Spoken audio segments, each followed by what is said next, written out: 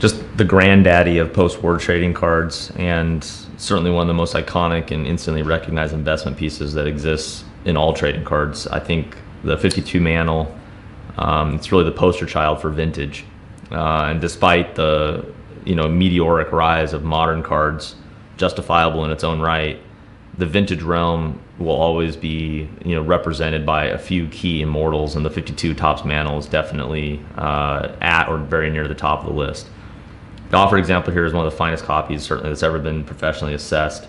We have a centering shift that's on that 65-35, 70-30 range in both directions. But aside from that, the card has beautiful attributes throughout. It's one of the best preserved, cleanest examples, I think, from a cardstock perspective that exists in our market today. Really, really sharp and well positioned. The print surfaces are all immaculate.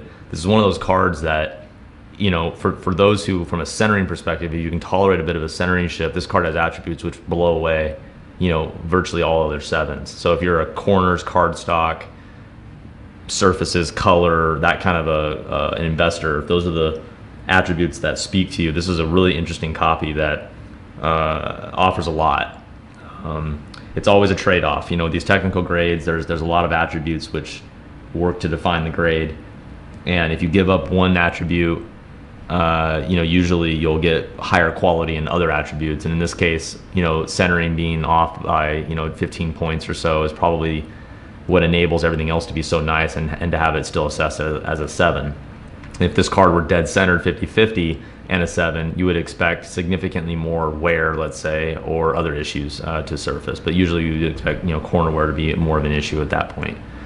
But all told, just a glistening card that has attributes which really set it off in that upper echelon. From a cardstock perspective, we would consider this to be more of like 8 quality. The corners are all very, very square. Very little wear.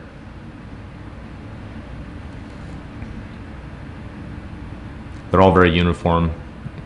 I think the color and the surfaces of the card are just undeniably great. The focus is perfect for the issue. They don't really come a lot better than that. Most of these marks down here that you see are on the case, not on the card, just FYI.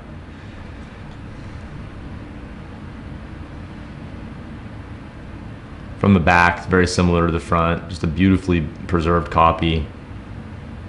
Not quite what I'd call like packed fresh, but it's close. It looks very minimally circulated. Just extremely minor touches of wear to the corner tips. So overall, what I would say is what we have is like an 8 quality cardstock with a edge of the allowable tolerances for a 7 from a centering perspective, and so all told, accurately graded as a 7, but it certainly has attributes which are superior. It's just one of the most important investment pieces certainly that exists, and we're delighted to have it in the auction. Those who want the best of the best, the biggest, most important blue chips that exist, this one checks all those boxes.